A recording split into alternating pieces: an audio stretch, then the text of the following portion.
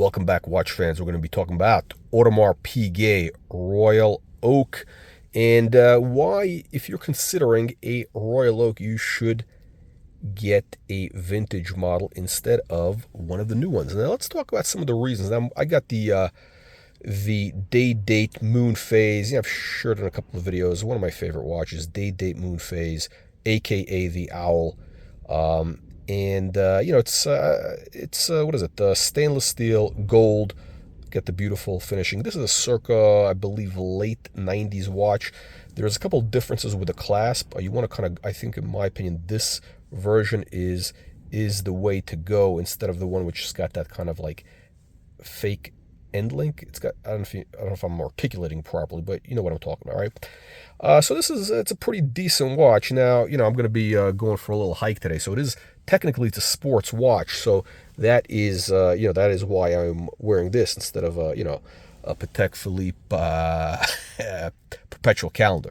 Now, why is this much better than the new models? I'll tell you, in my opinion, I believe these are a little bit better quality. The movements are by JLC. This is a JLC-based movement. They use this for Vacheron. By the way, the dual time, I have the JLC dual time that I've showed you in the videos. That same movement powers the Audemars Piguet, powers the Vacheron Constantin overseas. Dual time, and again, JLC is the watchmaker's watchmaker. Now, I think this is a great combination when you have, the beauty of this design with a robust movement by JLC, which I believe is a member of the Holy Trinity. It's kind of like this Bentley, right? Now, Bentley, great car company, beautiful cars, right? Just like, well, this car is not that beautiful, but just like Audemars Piguet, Royal Oak, beautiful watches, but they weren't that reliable maybe, but with JLC, it's kind of that combination where you have Bentley, that beautiful styling, luxury, and you have oh my God, look at this wind here. Shit, this is nasty. I don't know if I'll be able to get out here, my friends. But now with this car is powered by a 12-cylinder Volkswagen, the Phaeton. This is based on the Phaeton platform. And it's absolutely reliable, great value. And again, look, I'm a value guy, right? I'm a deep value guy. So this watch, when I got it, 2018, it was about $7,000, okay? This car was, I think, low 30s with 30,000 miles. And again, both are very reliable, great value for money, great value. I'm all about the value, and of course, this is appreciated. This, I can more or less get my money back. And after I don't know how many, a couple of years, 4 years or so, right? 3-4 years. So, I'm a value guy, right? I believe the vintage Royal Oaks have some incredible value. The sizes are just right. I mean, look, this is a 36 millimeter, I think 37, whatever it is, but it wears large. It wears like a 40 in a Rolex, right? If you can wear a Rolex 40, this watch is going to be perfect. The new ones are a little bit too, I think they're a little bit too big unless you go with a 37, and even those are a little big. They're a little bit too flashy. Now, here's the other thing, right? Here's my big issue. Look, you can't get them new, right? You can't get them new because the bullshit with the boutiques, you got to deal with all the bullshit. With the whole nonsense with these people. You can't really buy them on the secondary market because the prices are ridiculous. And also the other thing is this. Look, when you wear a new Royal Oak, you come across as like that guy. The guy with the hoodie, with the $500 whatever sneakers. I don't even know what these brands are. The hype beast, I think they're called. The guy who wears the big hoodie with I don't know, Supreme or whatever. The guy with the Tweety Bird haircut, the butthole eyes. The guy who you see on YouTube every time he's wearing the hoodies and all that stuff. You don't want to be that guy, okay? It's going to be an embarrassing thing when people see videos or pictures of you a couple of years from now. It's going to be kind of like a guy in the 70s with the big sideburns, the afro, the bell bottoms, the brown polyester suit with the big wide lapels, Saturday Night Fever. You know what I'm talking about, right? You don't want to be that guy. And the problem is the new APs, most of the customers are basically these, these jerk-offs, and you don't want to be seen as that kind of nouveau riche jerk-off. Now, this watch is when you wear a watch like this, it's kind of, I don't want to say an old money. Well, it is kind of an old money look, vaguely, right? It's sort of like, look, it means like you've had the watch for a while. It's not like you just, made some money in Bitcoin and you got the watch now. Now, here's the other thing. These have increased in value. This is about, the high 20s. But in the current market, you might be able to score one for about 20 grand without box papers. They usually don't come with box papers. It's a watch you can wear. It's not as flashy as a new one. So, your odds of getting robbed are lower, right? This is not the hype piece.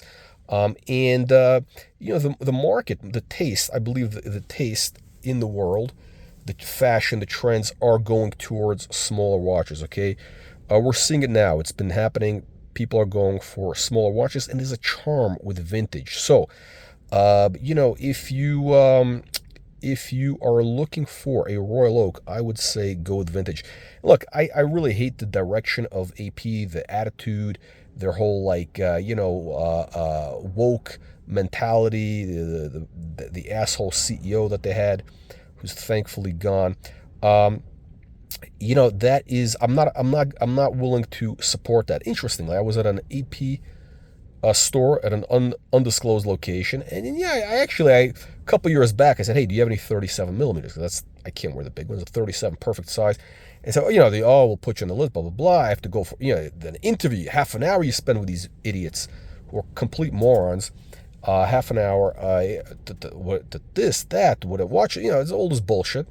And, they say, well, come back. You have to come visit us on a regular basis to indicate I can't waste my time making appointments to show up and for what? To go in there and say, hey, do you have, so I say, hey, do you have any, I'm looking for the 37. You have the silver dial, the white dial, whatever it is. I say, oh, that's discontinued. I say, how about that blue dial, the light blue? It's sort of like a baby blue. Beautiful, 37, stainless steel.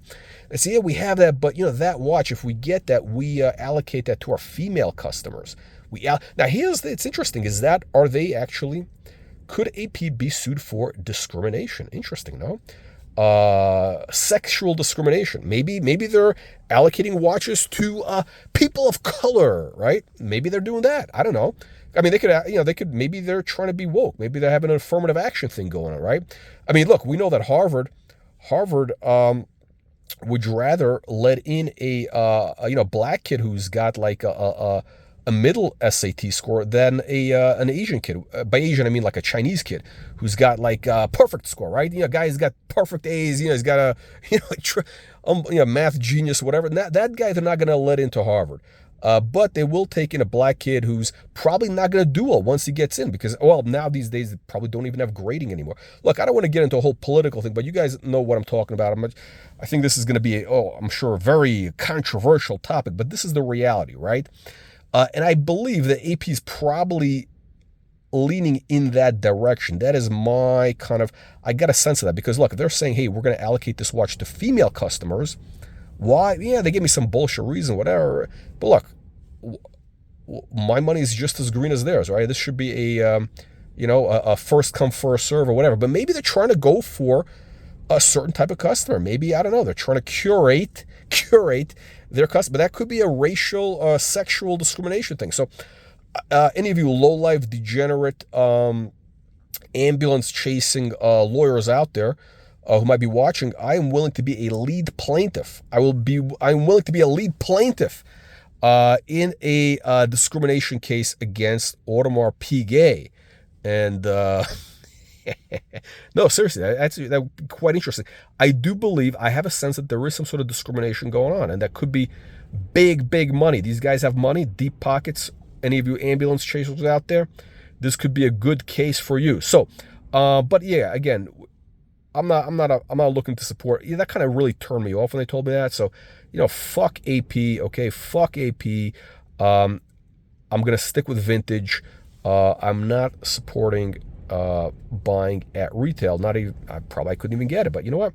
There's plenty of great stuff out there. There's plenty of great stuff out there, and at great values. So again, you don't want to be a lemming, the guy with the hoodie.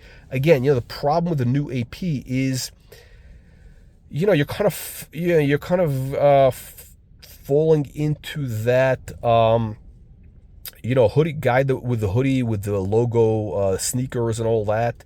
The Bitcoin bro guy. I mean, it's, I think that is going to ruin some of these brands, and it would be a shame. It would be a shame because they've been making some beautiful, beautiful watches. Anyway, let me know what you guys think. Leave your nasty, vicious comments below, and we'll see you on the next one. And by the way, if you want a watch review, send your email to brutalwatchreviews@gmail.com. We got the brutalwatchreviews@gmail.com. You've seen some of the videos we're making, and of course, there is no charge, but please, no shitters. Only send quality stuff. Patek, AP, Rolex, whatever. No Seikos, please, please.